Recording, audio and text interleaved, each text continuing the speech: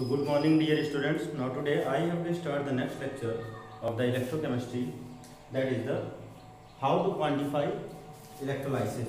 ठीक है, और देखते हैं हम लोग कैसे हम लोग इलेक्ट्रोलाइसिस को बेटा क्वांटिफाई करेंगे। ठीक है, उसके बारे में तो देखो अभी तक हाउ टू टॉपिक क्या है हमारा, हाउ टू क्वांटिफाई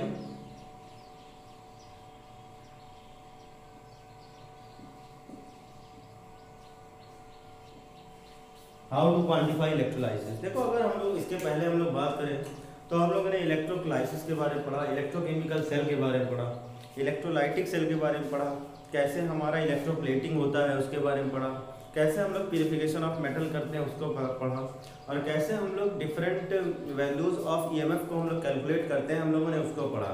चाहे हम लोगों ने एसएचई लगाया, स्टैंडर्ड हाइड्रोजन इलेक्ट्रोड एनोड के पैरेलल या कैथोड के पैरेलल आपका इलेक्ट्रोड पोटेंशियल सेल का फाइंड आउट करने के लिए आज। लेकिन अभी तक हमने किस तरह से इलेक्ट्रोलाइसिस को क्वांटिफाई करना है उसके बारे में किसी ने नहीं बताया था।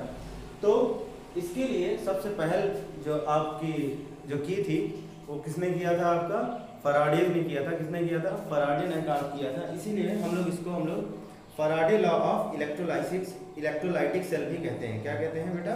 Faraday law of how to quantify electrolysis के लिए, हाउ टू क्वांटिफाई इलेक्ट्रोलाइसिस के लिए जो सबसे पहल दी थी वो किसने दी थी? आपकी फराडे ने दी थी। तो इसीलिए हम लोग इस टॉपिक को हम लोग किस टर्म में पढ़ेंगे? फराडेज लॉ ऑफ क्या चीज?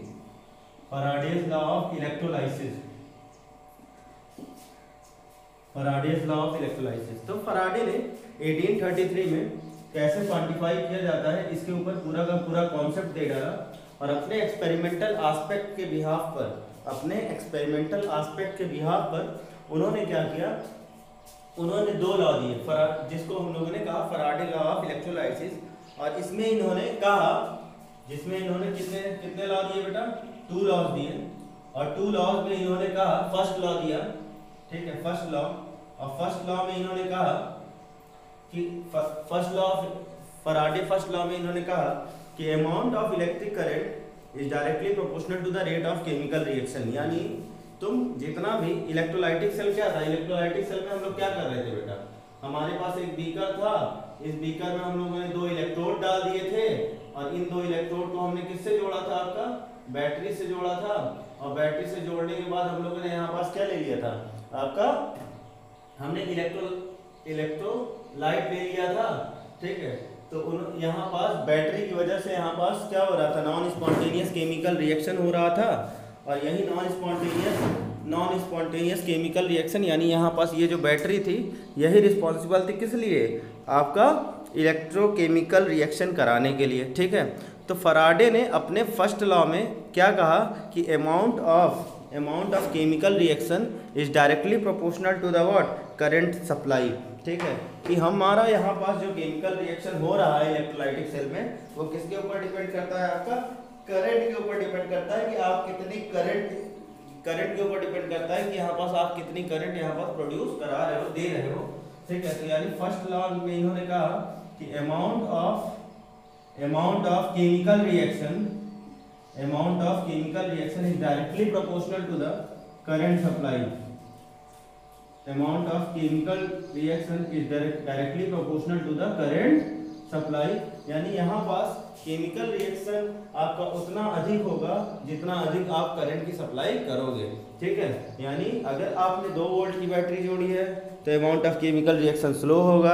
अगर आपने 4 वोल्ट की बैटरी जोड़ी है तो यहाँ पास अमाउंट ऑफ केमिकल रिएक्शन आपका ज़्यादा होगा। अगर 6 वोल्ट की आपने बैटरी जोड़ रखी है तो यहाँ पास और ज़्यादा आपका क्या होगा? केमिकल रिएक्शन होगा, ठीक है ना। और फिर इन्होंने दूसरे लॉ में कहा कि अगर हम लोग करंट को यहाँ पास क्या किया, हम लोग देखो करंट को हम लोग कांस्टेंट नहीं रख रहे हैं। करंट को कांस्टेंट रखने का मतलब यहाँ पास क्या है कि यहाँ पास जो हमारा करंट है उसकी वैल्यू हम लोग क्या कर रहे हैं? बढ़ा रहे हैं, घटा रहे हैं। अगर हम लोग बढ़ाते हैं तो अमाउंट ऑफ केमिकल रिएक्शन बढ़ जाएगा, घटाते हैं तो अमाउंट ऑफ केमिकल रिएक्शन क्या हो जाएगा? घट जाएगा। तो अब हमें क्या करना है? करंट को फिक्स कर देना है। करंट को क्या करेंगे हम लोग बेटा? फिक्स कर देंगे। तो यहाँ पर दूसरे लॉ में उन्होंने करंट को फिक्स करके अपना लॉ दिया और कहा अकॉर्डिंग टू सेकेंड लॉ, यानी यहाँ पास हम लोग लिखते हैं क्या चीज़ सेकेंड लॉ में सेकेंड लॉ में हम लोग लिखते हैं कि if amount of current is fixed, क्या चीज,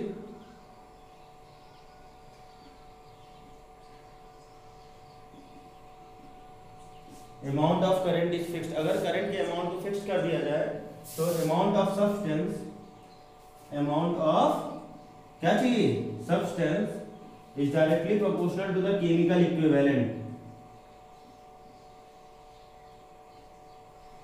is directly proportional to the chemical equivalent, ठीक है।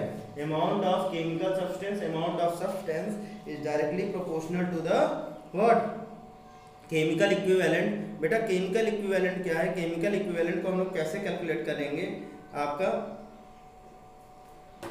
देखो कुछ इस तरीके से कि आपका इसको मिटा रहा हूं मैं, ठीक है।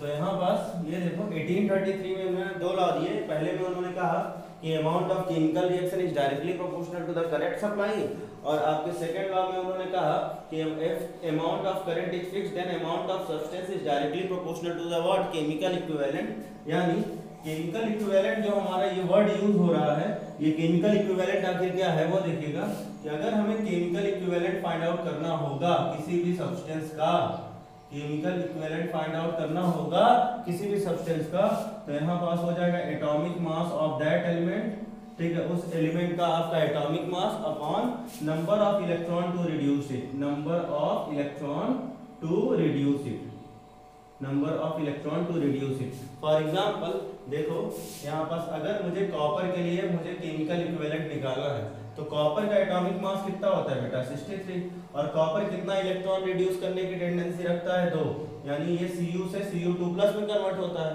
तो यानी number of electron to reduce it what, 2। तो this is what, chemical equivalent, atomic mass upon number of electron to reduce it, ठीक है। और अगर हम लोग यहाँ पास देखें एग्जांपल में, जैसे अगर हमें सोडियम का निकालना है तो सोडियम बिकम्स व्हाट, Na+, ठीक है। यहाँ पास एक इलेक्ट्रॉन रिड्यूस करने की टेंडेंसी रख रहा है ये, ठीक है। तो यानी अगर यहाँ पास हम लोग केमिकल इक्विवेलेंट निकालेंगे, क्या चीज, केमिकल इक्विवेलेंट, तो इसका एटॉमिक मास कितना होता है, 23, और यहाँ पास नंबर ऑफ इलेक्ट्रॉन ये कितना रिड्यूस कर रहा है, 1। तो यानी ये आपका केमिकल इक्विवेलेंट पर भी आपका अमाउंट ऑफ सब्सटेंस जो होता है वो किस पर, केमिकल इक्विवेलेंट पर भी डिपेंड करेगा। केमिकल इक्विवेलेंट कैसे कैलकुलेट करेंगे, atomic mass upon number of electron required to reduce it, ठीक है। अब देखो हम लोग इसी नंबर ऑफ इलेक्ट्रॉन को हम लोग थोड़ा सा मोल्स के टर्म में हम लोग कैलकुलेट कर लेते हैं, ताकि आपका कोई भी क्वेश्चन जो आगे न्यूमेरिकल आ रहे हैं इससे रिलेटेड वो आपके आसान हो जाए, ठीक है। तो आप लोगों ने पढ़ा है Q=IT, अरे simple, current is charge upon time, तो अगर हम लोग चार्ज की वैल्यू निकालेंगे तो ये क्या हो जाएगा बेटा, I/T हो जाएगा। तो आओ हम लोग देख लेते हैं यहाँ पास, हम लोग आओ यहाँ पास देख लेते हैं कि इसी तरह से, यानी इसको मिटा रहा हूँ, ठीक है। ये देखो यानी यहाँ पास अगर हम लोग बात करेंगे तो ये देखो, जैसे लेट अस सपोज एग्जांपल है कि Na+ जो है वो एक इलेक्ट्रॉन लेगा तो किसमें कन्वर्ट हो जाएगा, रिड्यूस होकर Na सॉलिड में, ठीक है, सही है ना। एक इलेक्ट्रॉन यहाँ पास क्या चीज, gain of electron is called reduction. अगर यहाँ पास हमारा कॉपर है और कॉपर आपका 2 इलेक्ट्रॉन लेगा तो ये किसमें कन्वर्ट हो जाएगा, कॉपर सॉलिड में। तो इस तरह से इसका क्या होगा, रिडक्शन होगा। तो इस तरह से हम लोग मान लो कोई X मेटल है, क्या है, कोई X मेटल है जिसके पास N इलेक्ट्रॉन रिड्यूस होने हैं, क्या करने हैं, N इलेक्ट्रॉन क्या होने हैं, रिड्यूस होने हैं। तो अगर उसके पास N इलेक्ट्रॉन रिड्यूस होने हैं तो अगर N इलेक्ट्रॉन ले ले तो वो किस में चला जाएगा, अगर वो N इलेक्ट्रॉन ले ले, यानी यहाँ पर N+ है और वो अगर N इलेक्ट्रॉन्स ले ले तो वो किस में, सिंपल मेटल X में कन्वर्ट हो जाएगा, ठीक है ना।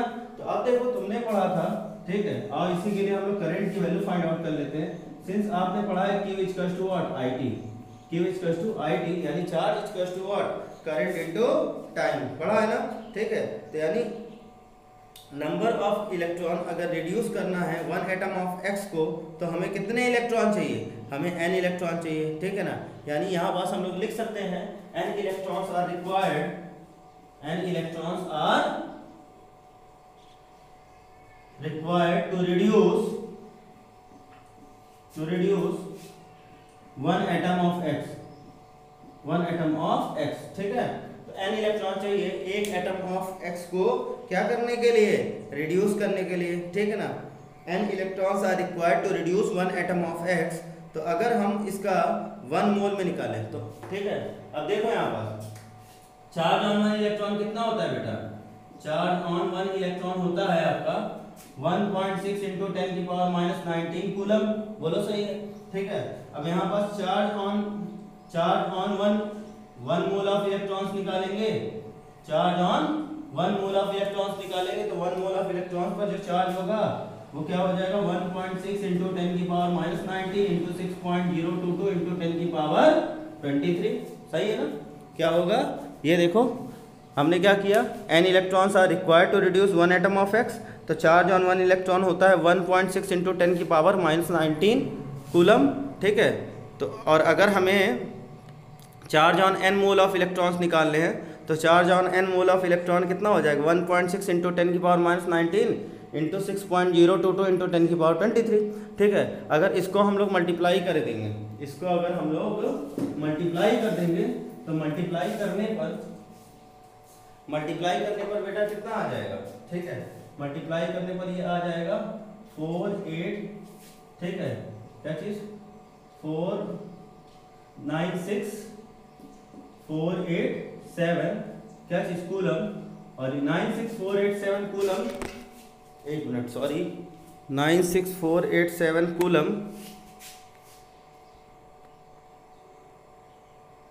यहाँ पास जो 96487 कूलम आया है इसी को हम लोग क्या कहते हैं 1 फैराडे। क्या कहते हैं बेटा 1 फैराडे कहते हैं। तो यानी अगर हमें चार्ज ऑन n इलेक्ट्रॉन्स निकालना हो, चार्ज ऑन n इलेक्ट्रॉन्स, ये कितना निकाला है तुमने, ये charge on 1 mole of electron निकालना है, चार्ज ऑन, ये तुमने क्या निकाला है चार्ज ऑन 1 मोल ऑफ क्या चीज इलेक्ट्रॉन। तो charge on 1 mole of electron 96487 coulomb, और इसी को हम लोग क्या कहते हैं 1 फैराडे कहते हैं। तो अगर हमें चार्ज ऑन n मोल निकालना है, चार्ज ऑन कितना n मोल ऑफ इलेक्ट्रॉन, देखो यहाँ पास कितना है charge on n electrons require हो रहा था, तो अगर हम लोग charge on n mole of electrons अगर निकाल लें तो charge on n mole of electrons कितना हो जाएगा आपका NF हो जाएगा। क्या हो जाएगा NF हो जाएगा, ठीक है ना। तो इस तरह से हम लोग क्या कर लेंगे, हम लोग चार्ज की वैल्यू कैलकुलेट कर लेंगे। NF का मतलब आपका n क्या है नंबर ऑफ इलेक्ट्रॉन, और F क्या है आपका फैराडे कांस्टेंट, जिसकी वैल्यू कितनी होती है बेटा 96487 कूलम, कितनी 96487 कूलम, और इसी को हम लोग 1 फैराडे के नाम से भी जानते हैं, ठीक है। तो अब देखो आइए कुछ एग्जांपल देख लेते हैं। जैसे लेट अस सपोज हमारा Ag हो गया, मैग्नीशियम हो गया, एल्युमिनियम हो गया, आयरन हो गया, इन सब को रिड्यूस करने के लिए कितने इलेक्ट्रॉन चाहिए, ठीक है, कितना, हाँ कितने इलेक्ट्रॉन चाहिए, ठीक है ना, या टोटल चार्ज कितना चाहिए, वो अगर हमें कैलकुलेट करना है 1 मोल के अकॉर्डिंग, कितने मोल के अकॉर्डिंग बेटा 1 मोल के अकॉर्डिंग। तो यानी यहाँ पास हम लोग कुछ इस तरह से कर सकते हैं। लेट अस सपोज यहाँ पास ये देखो, आप कुछ एग्जांपल देख लेते हैं इसका, तो आगे हम लोग कंटिन्यू कर रहे हैं इसी को। और देखो यहाँ पास let us suppose for example अगर Ag है, ठीक है, तो Ag क्या करेगा 1 इलेक्ट्रॉन्स लेकर Ag में कन्वर्ट हो जाएगा। और देखो हम लोगों ने यहाँ पास कितना पढ़ा है NF पढ़ा है, तो यहाँ पास टोटल चार्ज जो रिक्वायर्ड होगा वो कितना होगा, यहाँ पास जो टोटल चार्ज रिक्वायर्ड होगा वो कितना होगा बेटा 1F, फॉर कितने के लिए 1 मोल ऑफ Ag के लिए, ठीक है। भाई n मोल निकाले थे और n की जगह कितना है, n की जगह आपका 1 इलेक्ट्रॉन है, तो जाहिर सी बात है यहाँ पास 1 मोल ऑफ Ag के लिए आपका कितना चार्ज चाहिए, आपका 1F चाहिए, सही है ना। अगर मान लो यहाँ पास मैग्नीशियम है तो मैग्नीशियम आपका कितना होता है 2 इलेक्ट्रॉन लेगा, ठीक है 2 प्लस, और ये किस में कन्वर्ट हो जाएगा आपका Mg सॉलिड में कन्वर्ट हो जाएगा। तो यहाँ पास कितना चार्ज चाहिए आपका 2F चाहिए, कितने मोल के लिए आप 1 मोल ऑफ मैग्नीशियम के लिए, ठीक है, ध्यान रखिएगा 1 मोल ऑफ मैग्नीशियम के लिए कितना चाहिए 2F चार्ज चाहिए, ठीक है। अगर इसी तरह हम लोग एल्युमिनियम की बात करें तो एल्युमिनियम के लिए Al3 प्लस कितने इलेक्ट्रॉन बेटा 3 इलेक्ट्रॉन, और 3 इलेक्ट्रॉन जब ये लेगा तो ये क्या हो जाएगा Al सॉलिड में कन्वर्ट हो जाएगा, यानी यहाँ पास कितने इलेक्ट्रॉन चाहिए आपका 3F इलेक्ट्रॉन चाहिए, ठीक है ना। यहाँ पास कितना चार्ज चाहिए आपका 3F चार्ज चाहिए। तो इस तरह से हमारा बस केवल हमें ये ध्यान रखना है कि वहाँ पास आपका कितने इलेक्ट्रॉन रिड्यूस हो रहे हैं, ठीक है, जिससे जो आपको चार्ज देखकर पता लग जाएगा, क्या होगा जो आपको चार्ज देखकर पता लग जाएगा, और चार्ज देखकर हम लोग आसानी से हम लोग ये बता सकते हैं कि वहाँ पास कितना टोटल चार्ज हमें रिक्वायर्ड होगा उस पर्टिकुलर एलिमेंट को रिड्यूस करने के लिए, ठीक है। तो आओ इसमें हम लोग एक न्यूमेरिकल देख लेते हैं बेटा, बहुत आसान सा न्यूमेरिकल, ठीक है ना। इसी टॉपिक से रिलेटेड आपके सामने ये रहा। तो चलो पहले हम लोग यहाँ पास देख लेते हैं कि क्वेश्चन आखिर क्या बोल रहा है। देखो क्वेश्चन बोल रहा है यहाँ पास बेटा, ए solution of copper sulphate electrolysed for 10 minutes with A current of 1.5 ampere. यानी यहाँ पास ये देखो, लेट अस सपोज एक कंटेनर है और इस कंटेनर में आपके 2 इलेक्ट्रोड्स लगे हुए हैं। इस कंटेनर में 2 इलेक्ट्रोड्स लगे हुए हैं और इस इलेक्ट्रोड्स में आपका जो यहाँ पास कैथोड दिया गया है आपका कॉपर है, इसको यहाँ पास करंट सप्लाई दिया जा रहा है। क्या दिया जा रहा है बेटा? करंट सप्लाई दिया जा रहा है। कितने एम्पियर का? आपका आई की वैल्यू यहाँ पास कितनी दी है? आई की वैल्यू यहाँ पास 1.5 एम्पियर दी है, ठीक है। और क्या बोला है, कितना टाइम के लिए? यहाँ पास टाइम कितना दिया है आपका 10 मिनट। और मिनट को किस में कन्वर्ट कर लेते हैं? सेकंड में। तो मिनट को सेकंड में कन्वर्ट करोगे तो 10 × 60, दिस इज व्हाट 600 सेकंड। कितना हो जाएगा बेटा? 600 सेकंड हो जाएगा। अब देखो टोटल चार्ज की वैल्यू निकाल लो, क्योंकि यहाँ पास तुम्हें चार्ज की जरूरत पड़ेगी। तो यानी यहाँ पास अगर चार्ज की वैल्यू निकालेंगे तो Q = क्या हो जाएगा? I/T। I की वैल्यू कितनी है यहाँ पास? 1.5, नहीं सॉरी IT होता है ना। चार्ज = क्या चीज? I × T। तो I की वैल्यू कितनी है? 1.5 और यहाँ पास टाइम कितना निकाले हो? 600 सेकंड, ठीक है। तो यानी यहाँ पास ये हो जाएगा, पॉइंट हटा दो, पॉइंट हटा दो, नीचे कितना गया 10, ये 0 से 0 कैंसिल। इसको जब मल्टीप्लाई करोगे 15 6 या 19, दिस इज 900 कूलम। यानी यहाँ पास टोटल चार्ज जो सप्लाई हो रहा है, टोटल चार्ज सप्लाई हो रहा है यहाँ पास प्रोडक्ट ऑफ इलेक्ट्रोलाइसिस निकालने के लिए कि कितना कॉपर डिपॉजिट होगा, वो टोटल चार्ज कितना है आपका? 900 कूलम। कितना है? 900 कूलम। तो यहाँ पर 900 कूलम अगर चार्ज सप्लाई हो रहा है तो 900 कूलम चार्ज सप्लाई करने पर कैथोड पर, वहाँ पास कैथोड पर कितना कॉपर डिपॉजिट होगा वो बोला है। तो आओ देख लेते हैं यहाँ पास। तो अब देखो हमारा, अगर हम लोग इसके लिए केमिकल रिएक्शन लिखे तो आपको Cu2+ 2 electron gives us what? बोलो, Cu सॉलिड, यही तो ना, ठीक है। तो यानी यहाँ पास अगर हम लोग देखें तो यहाँ पास 1 मोल ऑफ कॉपर के लिए, 1 मोल ऑफ कॉपर के लिए कितना चार्ज है आपका? Nf होता है। यहाँ पास कितना इलेक्ट्रॉन है? 2। तो यहाँ पास कितना हो जाएगा? 2f हो जाएगा, सही है ना। अब देखो यहाँ पास, अब 1 मोल में कितना मास होता है? There is 63 gram mass. तो 63 gram of copper equals to कितना बेटा? इसको आप कूलम में कन्वर्ट कर लेते हैं तो 1 फैराडे बराबर हम लोगों ने कहा था 96487 होता है, लेकिन हमें कितना लेना होता है? 96500 लेना होता है। तो यानी 2 × 96500 कूलम, ठीक है। तो यानी इतने कूलम चार्ज में इतना मास है, तुम्हें कितने में निकालना है? 900 कूलम में निकालना है। तो पहले आप 1 कूलम का निकाल लो। तो 1 कूलम में अगर निकालोगे तो दिस इज 63 अपॉन व्हाट? ये पूरा का पूरा क्या चला जाएगा? डिवाइड बाय 2 × 96500, ठीक है। तो 1 कूलम ऑफ चार्ज में आपका इतना ग्राम मास डिपॉजिट होगा, ठीक है। तो यानी फिर से देख लो, यहाँ पर दिख नहीं रहा है कैमरे में, ये देखो आप 63 ग्राम ऑफ कॉपर में हमने टोटल चार्ज इतना निकाल लिया, यानी इतने चार्ज से इतना मास रिलेट कर रहा है। नाउ ये देखो, अगर हम लोग बात करें तो हमें कितने में निकालना है? हमें 900 कूलम में कितना मास है ये निकालना है, कितना मास डिपॉजिट होगा। तो हम लोग पहले 1 कूलम का निकाल लें। तो 1 कूलम का यहाँ निकालोगे तो पूरा डिवाइड हो जाएगा इसमें। तो यानी ये हो जाएगा 63 अपॉन कितना? 2 × 96500, क्या चीज बेटा? ग्राम। यानी 1 कूलम चार्ज में इतना ग्राम मास। नाउ हमें कितने में निकालना है? देयरफॉर फॉर कितने के लिए?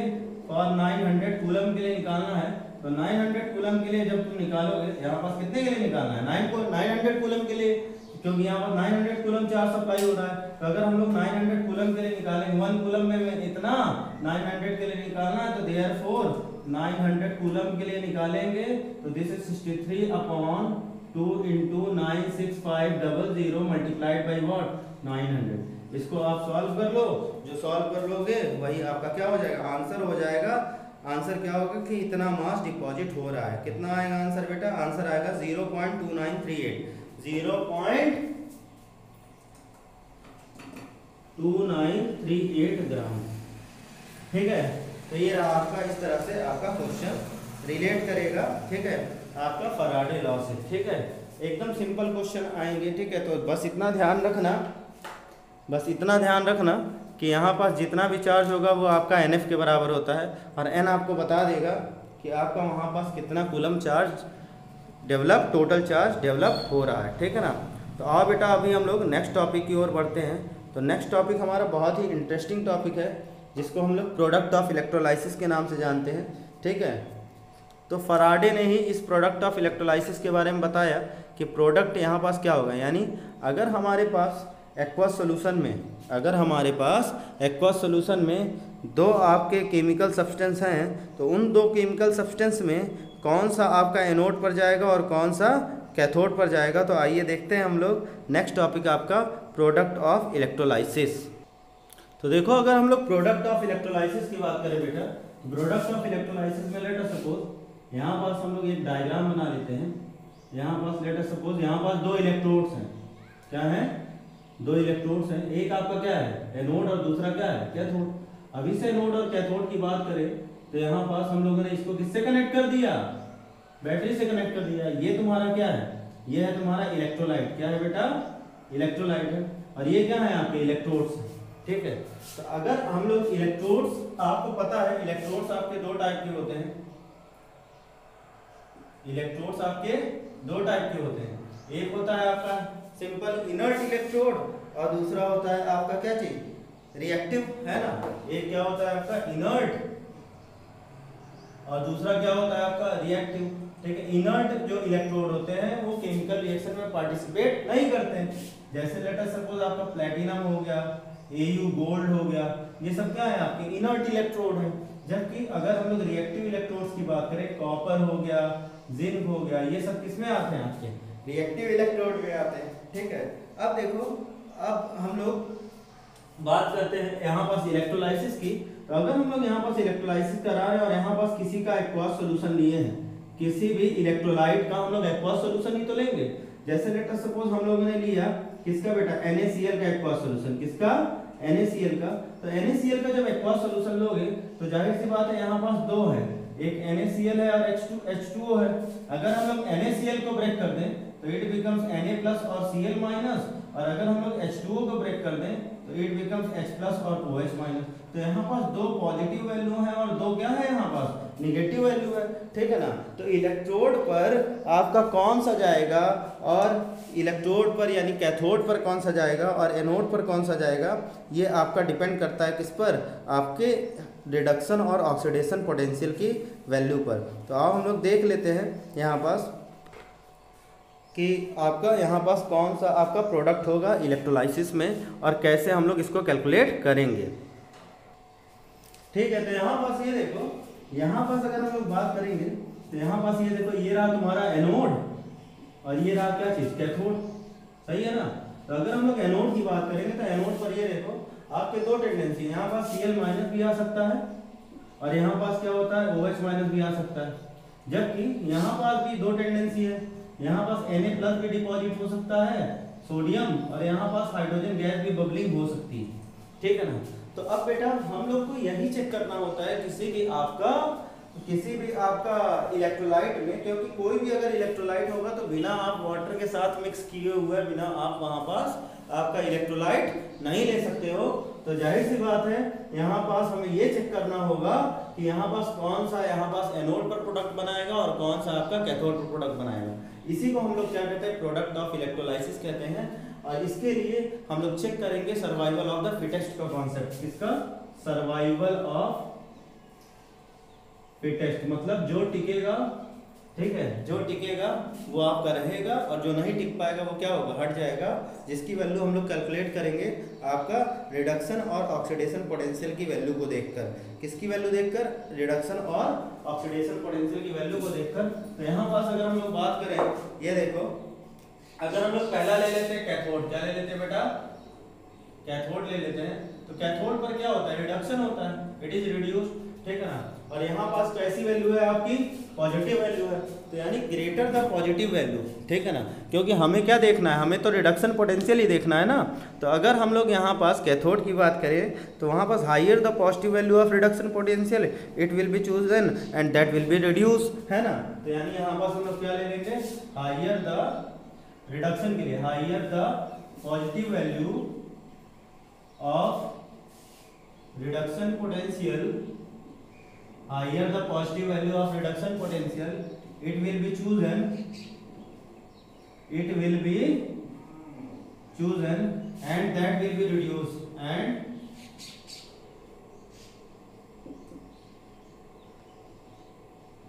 and that will be reduced। यानी यहाँ पर सोडियम का और हाइड्रोजन का H+ का हम लोग क्या देखेंगे, रिडक्शन पोटेंशियल की वैल्यू देखेंगे। अब जब हम लोग रिडक्शन पोटेंशियल की वैल्यू देखेंगे तो जिसकी पॉजिटिव वैल्यू ज़्यादा है, ठीक है ना, क्योंकि आपका प्लस में ही आता है रिडक्शन पोटेंशियल की वैल्यू, जिसकी पॉजिटिव वैल्यू ज़्यादा है वो आपका क्या होगा, चूज होगा। ठीक है, आओ हम लोग एनोड की बात करते हैं। तो एनोड पर आपका क्या होगा, एनोड पर आपकी निगेटिव वैल्यू आती है। ये देखो सेकंड, तो यहाँ पर अगर हम लोग सेकंड की बात करेंगे तो एनोड पर क्या होता है, एनोड पर आपका क्या होता है, ऑक्सीडेशन होता है। तो अगर इसका हम लोग जस्ट उल्टा कर दें तो यहाँ पास क्या होगा, lower the positive value of क्या चीज बेटा, lower the positive value of reduction potential, it will be chosen and that will be reduced and that will be क्या होगा, उसी को हम लोग प्रोडक्ट, यानी यहाँ पास जिसकी पॉजिटिव वैल्यू कम होगी, जिसकी पॉजिटिव वैल्यू क्या होगी, कम होगी। ठीक है ना, हम लोग यहाँ पास एनोड के लिए हम लोग उसको सिलेक्ट करेंगे। तो रिडक्शन के केस में, कैथोड के केस में जिसकी पॉजिटिव वैल्यू ज़्यादा होगी हम लोग उसको सेलेक्ट करेंगे, और इस केस में आपकी जिसकी पॉजिटिव वैल्यू कम होगी हम लोग उसको सिलेक्ट करेंगे as a product of electrolysis. ठीक है ना, तो यानी आपका हर जगह पे कंपटीशन होना है किसका, H2O से। ठीक है ना, तो वाटर से। तो आओ हम लोग देख लेते हैं वाटर का कॉन्सेप्ट कि वाटर के केस में, तो वाटर को हम लोग एक बार, चूंकि वाटर हर जगह यूज होना है, तो वाटर अगर यूज होना है तो वहाँ पास हम लोग हर जगह पे वाटर को हम लोग ऑक्सीडाइज करा लें और रिड्यूस करा लें और उसकी वैल्यू हम लोग क्या कर लें, कैलकुलेट कर लें, ताकि हमें बार बार वाटर के ऑक्सीडेशन और रिडक्शन पोटेंशियल की वैल्यू हमें देखने की जरूरत ना पड़े। तो आओ हम लोग H2O, तो H2O की बात करें तो H2O बेटा ऑक्सीडाइज भी हो सकता है, रिड्यूस भी हो सकता है। H2O के अंदर टेंडेंसी है कि ये क्या होता है, ऑक्सीडाइज भी हो सकता है और क्या हो सकता है, और रिड्यूस भी हो सकता है, ऑक्सीडाइज भी हो सकता है और रिड्यूस भी हो सकता है। तो अगर हम लोग H2O का रिडक्शन हम लोग करें, H2O का अगर हम लोग रिडक्शन करें, तो रिडक्शन करोगे तो रिडक्शन का मतलब क्या होता है बेटा, गेन ऑफ इलेक्ट्रॉन्स। क्या चीज, गेन ऑफ इलेक्ट्रॉन्स। तो यानी यहाँ पर H2O आपका इलेक्ट्रॉन्स को गेन करेगा। पॉजिटिव इसमें से कौन होता है, H+ होता है। तो यानी अगर 2 H+ है यहाँ पास, 2 H+ होता है और क्या होता है यहाँ पास 2 OH-। ठीक है, इसके आगे 2 लगा दो। ठीक है, नहीं सॉरी, यहाँ पास 2 H+, हाँ 2 लगा दोगे, यहाँ 2 H+ हो गया और 2 क्या होगा आपका OH- होगा। तो अगर यहाँ पास से 2 इलेक्ट्रॉन ले रहा है तो एक इलेक्ट्रॉन अगर इसके पास आ गया, एक इलेक्ट्रॉन इसके पास आ गया, ये क्या हो जाएंगे, कंबाइन करके किसमें कन्वर्ट हो जाएंगे, हाइड्रोजन गैस में। ठीक है, तो अगर यहाँ पास रिडक्शन होगा, वहाँ पास क्या होगा, हाइड्रोजन गैस बबल होगी, यानी यहाँ पास क्या होगा, H2 आपका गैस बबल होगी और यहाँ पास ये 2 OH- ऐसे रह जाएगा। ठीक है ना, तो यानी यहाँ पास इसकी वैल्यू जो इलेक्ट्रोड पोटेंशियल की होती है जब H2O रिडक्शन करता है तो कितना बेटा, -0.83 वोल्ट। कितना, माइनस, यहाँ पास कितना होगा, -0.83 वोल्ट। ये किसकी वैल्यू होती है, वाटर के रिडक्शन पोटेंशियल की वैल्यू होती है। ठीक है ना, यानी अगर यहाँ पास ये वैल्यू, यानी सोडियम से ये वैल्यू अगर ज्यादा है तो यहाँ पास कौन सी गैस बबल होगी, हाइड्रोजन गैस बबल होगी। ठीक है, तो अब हम लोग अब देख लेते हैं किसकी, H2O का ही क्या चीज, ऑक्सीडेशन। H2O का ही ऑक्सीडेशन। तो अगर हम लोग H2O के ऑक्सीडेशन की बात करेंगे तो यहाँ पास कितने H2O हैं, सॉरी एक ही H2O है। और H2O का ऑक्सीडेशन का मतलब क्या होता है बेटा, लॉस ऑफ इलेक्ट्रॉन। तो अगर H2O लॉस ऑफ इलेक्ट्रॉन करेगा तो हाइड्रोजन के पास से करेगा। तो अगर ये हाइड्रोजन के पास से अगर यहाँ पास ये रहा लेटर सपोज H2O और H2O लॉस ऑफ इलेक्ट्रॉन करने जा रहा है तो यहाँ पर ऑक्सीजन गैस अपना अलग हो जाएगा, यहाँ से 4 इलेक्ट्रॉन रिलीज होंगे प्लस यहाँ पास क्या होंगे 4H+ आयन। तो जाहिर सी बात है यहाँ पास अगर आप लोग ऑक्सीडेशन पोटेंशियल की वैल्यू हम लोग चेक करेंगे तो ऑक्सीडेशन पोटेंशियल की वैल्यू होती है कितनी आपकी 1.23 वोल्ट। कितनी बेटा, यहाँ पास E0, यहाँ पास E0 ऑफ क्या चीज ई नॉट ऑफ कैथोड किसके लिए, H2O के लिए, और यहाँ पास ई नॉट ऑफ एनोड H2O के लिए कितना होता है आपका 1.23 वोल्ट। कितना बेटा 1.23 वोल्ट। ठीक है, तो इस तरह से हम लोगों ने H2O का ऑक्सीडेशन पोटेंशियल देखा और रिडक्शन पोटेंशियल देखा। और यानी अगर हम लोग यहाँ पास ये हम लोगों ने क्या लिखा है, ये यहाँ पास ई कैथोड, यहाँ पास ई रिडक्शन पोटेंशियल है बेटा, क्या है ई रिडक्शन पोटेंशियल है, और यहाँ पास भी क्या है ई रिडक्शन की वैल्यू है। यानी हमें यहाँ पास क्या चाहिए भाई, अगर एनोड पर देखोगे तो एनोड पर तो तुम्हें ऑक्सीडेशन चाहिए ना, तो अगर ये आपका ऑक्सीडेशन के टर्म में लिखोगे तो जो प्लस वैल्यू है वो क्या हो जाएगी, माइनस हो जाएगी। तो E naught of what oxidation, ठीक है, E naught of oxidation this is -1.23 volt. ठीक है ना, कितना बेटा -1.23 वोल्ट। ठीक है ना, समझ में आया। तो हम लोगों ने दोनों जगह मतलब रिडक्शन वैल्यू दी थी, क्योंकि यहाँ तो रिडक्शन कर रहा है इसलिए यहाँ पास यही वैल्यू लेंगे, लेकिन यहाँ पास ऑक्सीडेशन करता है तो इसलिए जो आपकी प्लस वैल्यू थी वो क्या होगी, निगेटिव हो जाएगी ऑक्सीडेशन के टर्म में अगर हम लोग उसको लिखेंगे तब। ठीक है ना, तो इस तरह से हम लोगों ने क्या देखा, यहाँ पास H2O का ऑक्सीडेशन और रिडक्शन पोटेंशियल की वैल्यू। अब देखो हम लोग कुछ केस देख लेते हैं और कुछ एग्जांपल्स देख लेते हैं जिससे आपका ऑक्सीडेशन और रिडक्शन पोटेंशियल का जो प्रोडक्ट होगा, अभी तो हम लोग केवल कॉन्सेप्ट समझ रहे हैं बेटा। ठीक है ना, अगर हम लोग अभी 2-3 एग्जांपल करेंगे तो सारे आपके कैसे प्रोडक्ट कैलकुलेट करने हैं वो आप खुद से बता लोगे। ठीक है, तो आओ हम लोग देख लेते हैं यहाँ पास एक टर्म जो आपका H2O से ही जुड़ा हुआ है, that is called over potential. आओ देखते हैं हम लोग ओवर पोटेंशियल आखिर क्या होता है। तो देखो ओवर पोटेंशियल की अगर हम लोग बात करेंगे तो बेटा कोई चीज आइडियल नहीं होती है। ठीक है ना, नथिंग इज आइडियल। तो अगर जाहिर सी बात है अगर कोई चीज आइडियल नहीं होती है तो यहाँ पास ये देखो, यहाँ पास हम लोगों ने देखा था कि अभी ई रिडक्शन की वैल्यू किसके लिए, वाटर के लिए कितना था 1.23 वोल्ट। कितना था 1.23 वोल्ट था। अब देखो यहाँ पास ये जो इलेक्ट्रोड्स है ना ये कुछ पोटेंशियल ड्रॉप कर देते हैं। ठीक है, जिसके वजह से हमें एक्स्ट्रा पोटेंशियल की जरूरत पड़ती है। कुछ पोटेंशियल को ये क्या कर देते हैं, ड्रॉप कर देते हैं, जिसकी वजह से यहाँ पास एक एक्स्ट्रा पोटेंशियल की जरूरत पड़ती है। और यहाँ पास जो एक्स्ट्रा पोटेंशियल यूज होता है दैट इज 0.6 वोल्ट का। For the reaction to be feasible 0.6 volt का आपका एक्स्ट्रा पोटेंशियल आपका जरूरत पड़ती है। तो यानी यहाँ पास जो ई रिडक्शन की वैल्यू है किसके लिए, वाटर के लिए, 1.23 की जगह वहां पास कितना हो जाएगा आपका 1.8 वोल्ट हो जाएगा।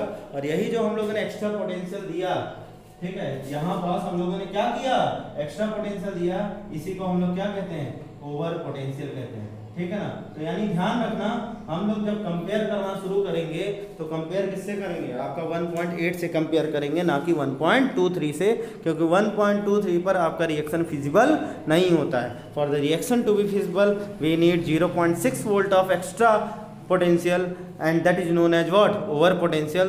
तो 1.23 में 0.26 जब हमने प्लस कर दिया तो ये कितना हो गया आपका 1.8 वोल्ट हो गया। आओ बेटा हम लोग यहाँ पास अब देखते हैं प्रोडक्ट का एग्जाम्पल। ठीक है, तो देखो अगर हम लोग प्रोडक्ट का एग्जाम्पल देखेंगे, ठीक है, यहाँ पास क्या देखें, प्रोडक्ट का एग्जाम्पल। अब देखो कैसे हम लोग कैसे प्रोडक्ट ऑफ इलेक्ट्रोलाइसिस कैलकुलेट करेंगे।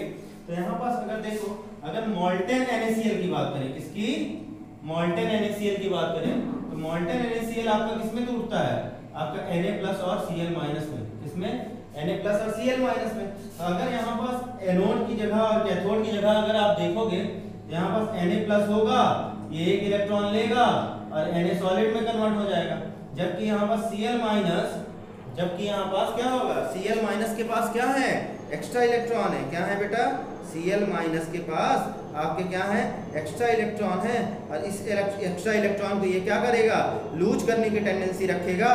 और जब लूज करने की टेंडेंसी रखेगा तो यहाँ पास Cl- becomes what, Cl2 gas, और यहाँ पास 2 इलेक्ट्रॉन, बैलेंस कर दो, यहाँ 2 आ गया। ये आपका किस पर हुआ, ये आपका हुआ कैथोड पर, और ये हुआ आपका क्या चीज, एनोड पर। ये मैंने किसकी बात की, ये मैंने मोल्टेन स्टेट की बात की। मोल्टेन स्टेट मतलब जब हमारा सिंपल NaCl लिया गया है तब। अब हम इसको किस में कन्वर्ट कर दें, एक्वास NaCl में, और एक्वास NaCl में कन्वर्ट करके इसका हम लोग क्या निकाल लें, प्रोडक्ट निकाल लें। तो ये देखो अब हम लोग बात करने जा रहे हैं किसका, ठीक है, तो हमने ये इसको हमने स्प्लिट करना बताया तुमको। अब देखो यहाँ पास एक्वास क्या चीज बेटा, एक्वास NaCl। तो एक्वास NaCl का मतलब क्या है, यहाँ पास क्या है, H2O भी है और क्या है आपका NaCl भी है। तो यहाँ पर प्रोडक्ट एनोड और कैथोड पर क्या जाएगा आपको वो चेक करना है। तो लाओ इसको दो पार्ट में हम लोग ऐसे डिवाइड कर देते हैं, एक एनोड का पार्ट अलग और कैथोड का पार्ट हम लोग अलग कर देते हैं। एनोड का पार्ट अलग और कैथोड का पार्ट हम लोग क्या कर देते हैं, अलग कर देते हैं। तो कैथोड पर आपकी पॉसिबिलिटी देख लेते हैं और एनोड पर पॉसिबिलिटी देख लेते हैं कि क्या क्या बन रही है। ठीक है, तो आओ देखते हैं पहला हम लोग किस पर, कैथोड पर पॉसिबिलिटी। ठीक है, तो यहाँ पास अगर हम लोग कैथोड पर पॉसिबिलिटी देखेंगे तो कैथोड पर क्या होगा, कैथोड पर आपका पॉजिटिव चार्ज आता है। तो इन दोनों में H2O में पॉजिटिव चार्ज किसके पास है, हाइड्रोजन के पास, और NaCl में पॉजिटिव चार्ज किसके पास है, Na+ के पास। जबकि अगर हम लोग एनोड की बात करेंगे तो एनोड पर पॉजिटिव चार्ज किसके पास है, एनोड पर नेगेटिव चार्ज किसके पास है, आपका ये हो जाएगा OH- और यहाँ पास ये क्या हो जाएगा आपका Cl-। ठीक है, यानी यहाँ पास क्या होगा, एनोड पर ऑक्सीडेशन वाला टर्म देखेंगे और यहाँ पास कैथोड पर हम लोग क्या देखेंगे, रिडक्शन वाला टर्म देखेंगे। और इसको हम लोग किस में कन्वर्ट कर लेते हैं, रिएक्शन में कन्वर्ट कर लेते हैं बेटा। तो जब हम लोग यहाँ पास कैथोड की पॉसिबिलिटी देखेंगे, कैथोड की पॉसिबिलिटी देखेंगे तो यहाँ पास गेन ऑफ इलेक्ट्रॉन्स होता है।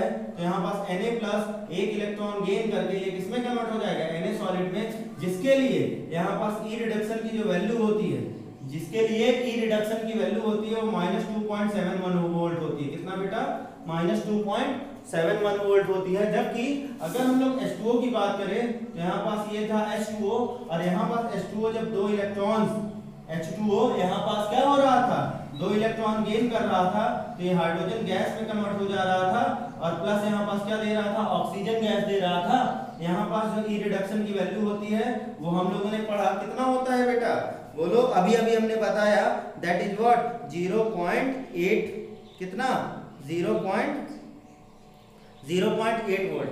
सही है ना, कितना बताए थे, 0.83 बोले थे ना, 8 to 9 होता है, 3 ले लो। तो यहाँ पास ये कितना -0.83 वोल्ट, कितना 0.83 वोल्ट। हमने कहा था कि अगर हमें कैथोड पर चेक करना है तो हायर द पॉजिटिव वैल्यू, ये देखो यहाँ पास -2.7 है, यहाँ पास -0.83 वोल्ट है। तो यहाँ पास पॉजिटिव वैल्यू ज्यादा किसकी है, इस वाले की। यानी इस केस में, कैथोड के केस में यहाँ पास क्या होगा, आपका हाइड्रोजन गैस बबल होगी। क्या होगा, हाइड्रोजन गैस बबल होगी। ठीक है, तो इस तरह से हम लोगों ने देखा कि Na+ और हाइड्रोजन में से कौन सा प्रोडक्ट लेकर जा रहा है। कैसे कैलकुलेट करिए, बहुत आसान से कैलकुलेट किया हम लोगों ने। देखा जिसकी पॉजिटिव वैल्यू ज़्यादा थी, ठीक है ना, वो आपका क्या होगा, प्रोडक्ट होगा इलेक्ट्रोलाइसिस में कैथोड के पास। अब देखो यहाँ पास एनोड की बात करेंगे तो एनोड के टर्म में ये देखो यहाँ पास Cl- है, Cl- आपका क्या होगा, लॉस ऑफ इलेक्ट्रॉन। एनोड पर क्या होता है, ऑक्सीडेशन, ऑक्सीडेशन का मतलब लॉस ऑफ इलेक्ट्रॉन। यानी यहाँ पास ये किसमें कन्वर्ट होगा, Cl2 प्लस कितने इलेक्ट्रॉन्स, 2 इलेक्ट्रॉन्स, और यहाँ पास 2 लगा दो। अब यहाँ पास हमें क्या चाहिए, हमें ई ऑक्सीडेशन की वैल्यू चाहिए। ठीक है, ई रिडक्शन की वैल्यू निकाल लो। तो अगर ई रिडक्शन की वैल्यू आप कैलकुलेट कर रहे हो तो ई रिडक्शन के लिए हमने कहा था कि यहाँ पास higher the positive value cathode के टर्म में, कैथोड के टर्म में हायर द पॉजिटिव वैल्यू और एनोड के टर्म में lower the positive value of reduction potential. तो अगर हम लोग यहाँ पास क्लोरीन का रिडक्शन पोटेंशियल की बात करेंगे तो क्लोरीन की जो रिडक्शन पोटेंशियल की वैल्यू होती है वो आपकी होती है 1.36। कितना होता है बेटा, 1.36। ठीक है, यहाँ पास कितना 1.36 वोल्ट। ठीक, अब जबकि हम लोग तो H2O का अगर कैलकुलेट करना है तो H2O आपका क्या होगा, आपका ऑक्सीजन गैस देता है, ठीक है, 4 इलेक्ट्रॉन्स देता है और प्लस यहाँ पास क्या होता है आपका 4H+ आयन में कन्वर्ट हो जाता है। तो यहाँ पास ई रिडक्शन की वैल्यू, सॉरी ई रिडक्शन लिखो कोई दिक्कत नहीं, ऑक्सीडेशन लिखने की जरूरत नहीं है, हमें क्या चाहिए, ई रिडक्शन चाहिए। तो यानी ई रिडक्शन इसका कितना होता है 1.36 वोल्ट। एनसीईआरटी में एक टेबल है, वहां पास सारे के सारे रिडक्शन पोटेंशियल की वैल्यू दिया हुआ है और आपके बोर्ड के एग्जाम में अगर कोई क्वेश्चन आएगा तो ई रिडक्शन की वैल्यू वहां पास दी होगी। तो यहाँ पास अगर हम लोग ई रिडक्शन की वैल्यू कैलकुलेट करेंगे तो ई रिडक्शन की वैल्यू बेटा कितना निकाले थे, 1.23 वोल्ट निकाले थे। जबकि हमने तुमसे कहा था कि ई रिडक्शन की वैल्यू आपका एनोड के केस में आपका कितना हो जाता है 0.6 वोल्ट आपका एक्स्ट्रा एनर्जी हमें सप्लाई करनी पड़ती है, जो कि कितना हो जाता है आपका 1.8 वोल्ट हो जाता है। तो अब देखो मैंने कहा था क्या चीज, lower the positive value of reduction potential. तो तो यहाँ पास एनोड के केस में lower the positive value of reduction potential, इसमें और इसमें पॉजिटिव वैल्यू किसकी कम है, इसकी कम है, यानी प्रोडक्ट ऑफ इलेक्ट्रोलाइसिस आपका एनोड पर क्या होगा, क्लोरीन होगा। कौन सा गैस होगा बेटा, क्लोरीन गैस होगा। यानी यहाँ पास कैथोड पर हाइड्रोजन गैस बबल होगा और एनोड पर क्या होगा आपका, क्लोरीन गैस बबल होगा। और इस तरह से हमें क्या कर लेना है, प्रोडक्ट ऑफ इलेक्ट्रोलाइसिस निकाल लेना है, ठीक है ना। तो बेटा आज हम लोगों ने देखा फैराडेज लॉ और कैसे हम लोगों ने प्रोडक्ट ऑफ इलेक्ट्रोलाइसिस निकाला। बहुत ही इंपॉर्टेंट टॉपिक है, आपके आईआईटी जेईई और नीट का सिलेबस कवर करके ले जाता है ये, ठीक है, ध्यान रखिएगा, ठीक है। तो अब देखिए यहाँ पास अभी हम लोग बहुत सारे और एक दो एग्जांपल देखेंगे और एक दो एग्जांपल के बाद एनसीईआरटी के कुछ न्यूमेरिकल्स हैं, ठीक है, प्रोडक्ट ऑफ इलेक्ट्रोलाइसिस पर हम लोग उसको सॉल्व कर लेंगे। और यहाँ पास इसके न्यूमेरिकल सॉल्व होते ही हमारा ये चैप्टर क्या होगा, एंड हो जाएगा। क्यों, क्योंकि आपके इसके बाद का जो टॉपिक है बैटरीज जो पढ़ना है हमें, बैटरीज आपके सिलेबस से क्या किया गया, इस बार हटा दिया गया है कोविड-19 की वजह से। तो आज का लेक्चर आप अच्छे से पढ़िए और अच्छे से पढ़ के उसकी नोट्स बनाइए। जहाँ पे कोई दिक्कत होगी आप हमको पर्सनल व्हाट्सएप नंबर पर मैसेज या कॉल करके आप हमें इस डाउट्स को क्लियर कर सकते हैं, ठीक है ना। तो आज के लिए बेटा इतना ही रखते हैं, तब तक के लिए जय हिंद, वंदे मातरम।